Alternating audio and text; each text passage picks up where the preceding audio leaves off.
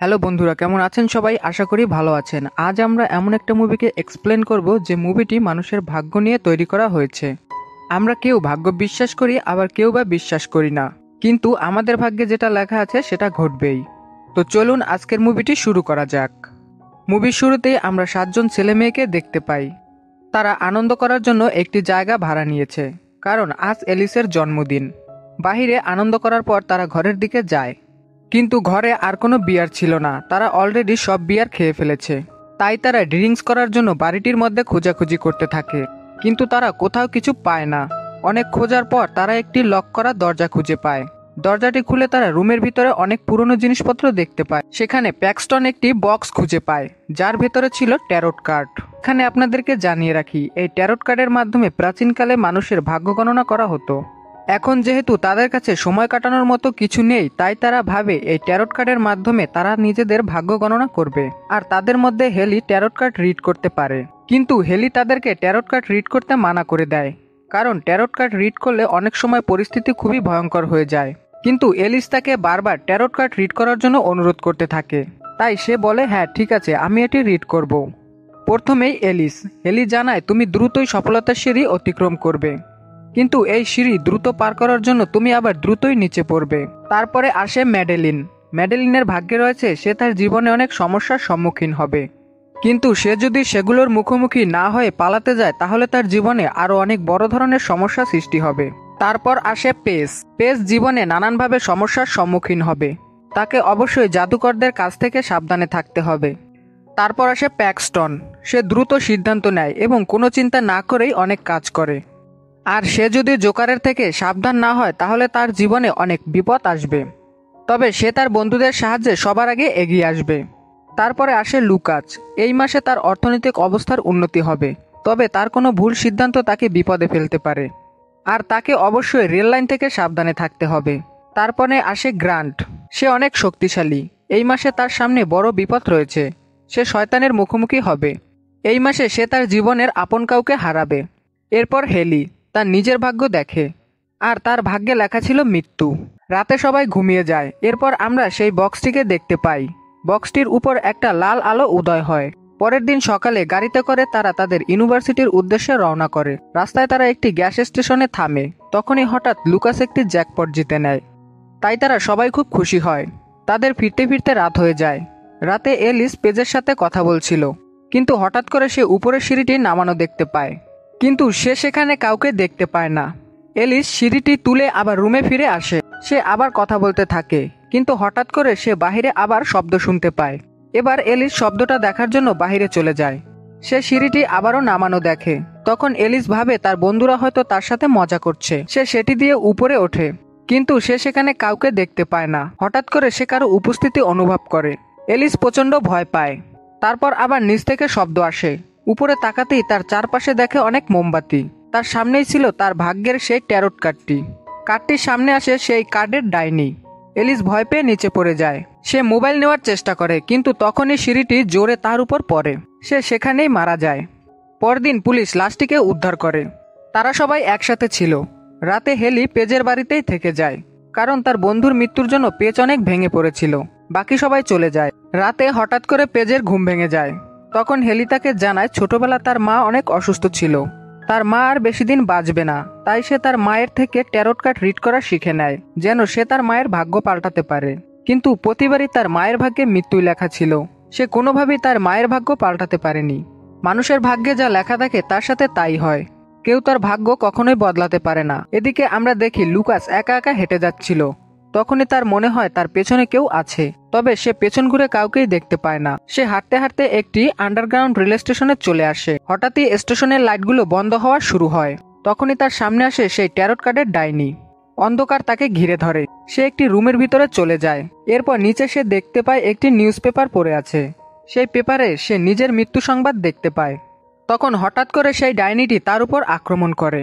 সে ট্রেনের একটি বগিতে লুকিয়ে পড়ে, কিন্তু ডাইনিটি সেখানেও চলে আসে। লুকাস প্রচণ্ড ভয়ে নিচে পড়ে যায়। অপর পাশ থেকে আসা একটি ট্রেন তাকে প্রচণ্ড জোরে ধাক্কা দেয়। লুকাস সেখানেই মারা যায়। প্যাক্সটন ভাবে তাদের মধ্যেই হয়তো কেউ খুনগুলো করেছে, কিন্তু বাকিরা তার কথা বিশ্বাস করে না। তখন হেলির কিছু ব্যাপার সন্দেহ হয়। সে বলে তাদের ভাগ্য সেদিন যেভাবে লেখা ছিল তারা সবাই সেভাবেই মারা যাচ্ছে। কিন্তু গ্র্যান্ট তার কথা বিশ্বাস করে না, বাকিরা এটা বিশ্বাস করে। তাই তারা অনলাইনে এই বিষয়ে খবর নিতে থাকে। সেখানে তারা একটি পোস্টে সেই ট্যারট কার্ডের ছবি পায় এবং সেখানে একটি ঠিকানাও পায়। তারা সেই ঠিকানায় রওনা হয়। তারা পৌঁছায় একটা পুরনো বাড়িতে। বাড়িতে ছিল মিস অ্যাস্টন নামের একজন বৃদ্ধা মহিলা। তাদের সাথে যা কিছু ঘটেছে তারা সবকিছু খুলে বলে। তখন ওই মহিলাটি বলে, আমি ওই ট্যারট কার্ড একসময় আমার বন্ধুদের সাথে রিড করেছিলাম। তারপর আমার সব বন্ধুরাই মারা গিয়েছে, শুধুমাত্র তিনিই বেঁচে ছিলেন, কারণ সেই দিন তিনি তার নিজের ভাগ্য পড়েননি, তাই সেদিন তিনি বেঁচে গিয়েছিলেন। এরপর তিনি সেই ট্যারট কার্ডগুলো একটি অকশনে বিক্রি করে দেন। তিনি অনেক খুঁজে সেই ট্যারট কার্ডের সত্যিটা বের করেন। 1798 সালে এক রাজা এবং তার বউ ছিল। তার বউ ছিল প্রেগনেন্ট। তিনি তাদের ভাগ্য জানার জন্য সেই ট্যারট কার্ডটি রিড করান, কিন্তু রাজার স্ত্রীর ভাগ্যে ছিল মৃত্যু। তিনি বাচ্চা জন্ম দেওয়ার সময় মারা যাবেন। যা শুনে রাজা অনেক রেগে যান। তিনি ভাগ্য বদলাতে বলেন, কিন্তু বারবার তার ভাগ্যে মৃত্যুই চলে আসে। তাই রাজা সেই ভাগ্য গণনাকারীকে গ্রাম থেকে বের করে দেন। কিছুদিন পর বাচ্চা জন্ম দেওয়ার সময় রাজার স্ত্রী এবং বাচ্চা দুজনেই মারা যায়। রাজা প্রচণ্ড রাগে লোক পাঠান সেই ভাগ্য গণনাকারীকে মারার জন্য। তারা সেই ভাগ্য গণনাকারীকে না পেয়ে তার মেয়েকে মেরে ফেলে। প্রতিশোধ নেওয়ার জন্য সেই ভাগ্য গণনাকারী সেই কার্ডের মধ্যে কালো জাদু করে। তারপর নিজেকে হত্যা করে সেই কার্ডগুলোকে অভিশপ্ত করে দেয়। যারা এই কার্ডের মাধ্যমে নিজেদের ভাগ্যকে জানবে তারা সবাই মারা যাবে। তখন তারা জিজ্ঞেস করে তারা কিভাবে তার থেকে মুক্তি পাবে। মহিলাটি জানায় এই ব্যাপারে সে কিছু জানে না।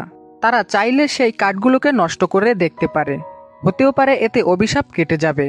এরপর তারা সবাই সেই বাড়ির দিকে রওনা হয়। হঠাৎ করেই একটি ব্রিজের উপর তাদের গাড়িটি বন্ধ হয়ে যায়। মেডেলিন বুঝতে পারে এরপর সে মারা যাবে। গাড়ির গ্লাসে কেউ ফাঁসির ছবি আঁকে। মেডেলিন প্রচণ্ড ভয়ে গাড়ি থেকে নেমে দৌড়াতে শুরু করে। গাড়ির আশেপাশে ডাইনি ছিল। ডাইনিটি মেডেলিনকে দেখতে পায়। বাকিরাও গাড়ি থেকে নেমে মেডেলিনের পিছে আসতে থাকে, কিন্তু ডাইনি তাকে ধরে ফেলে।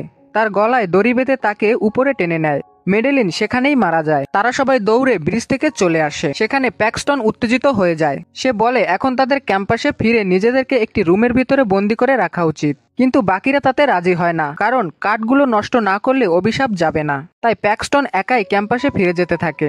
বাকিরা সেই বাড়ির দিকে রওনা হয়। প্যাক্সটন একা একা হেঁটে যাচ্ছিল। তখন সে তার পিছনে তার সেই কার্ডের জোকারকে দেখতে পায়। সে ভয় পেয়ে তার হোস্টেলের ভিতরে যায় এবং সে লিফটের ভিতর যায়। হঠাৎ করে জোকারের মিউজিক বেজে ওঠে। দরজাটি খুলে যায়। সামনেই ছিল সেই জোকার। সে অন্য ফ্লোরে যাবার চেষ্টা করে, কিন্তু সব জায়গাতেই সে জোকারকে দেখতে পায়। জোকার তাকে নানাভাবে ভয় দেখাতে থাকে। হঠাৎ করে সেই জোকারটি লিফটের ভিতর চলে আসে। এরপর আমরা বাকিদেরকে দেখতে পাই। তারা সেই বাড়িতে এসে পৌঁছায়। তারা সেই বক্সটি নিয়ে কাঠগুলো আগুনে ফেলে দেয়, কিন্তু কাঠগুলো আগুনে পুড়ে না, মানে কাঠগুলোকে আগুনে পুড়িয়ে নষ্ট করা যাবে না। তখন তারা সেই বৃদ্ধা মহিলাকে ফোন করে।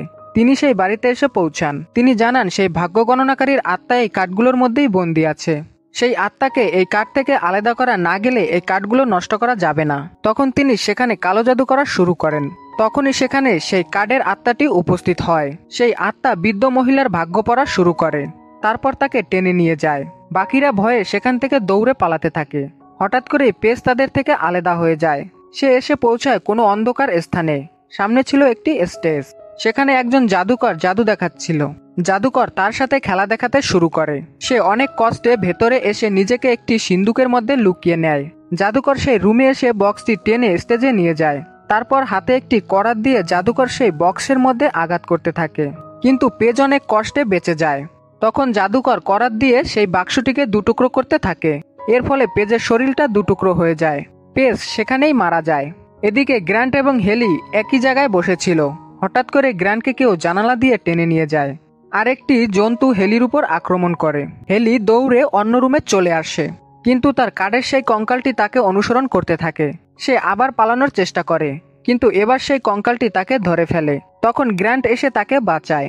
হেলি দৌড়ে সেই কাঠগুলো হাতে নেয় আর গ্র্যান্টের উপর আক্রমণ করে তার কাঠের শয়তান।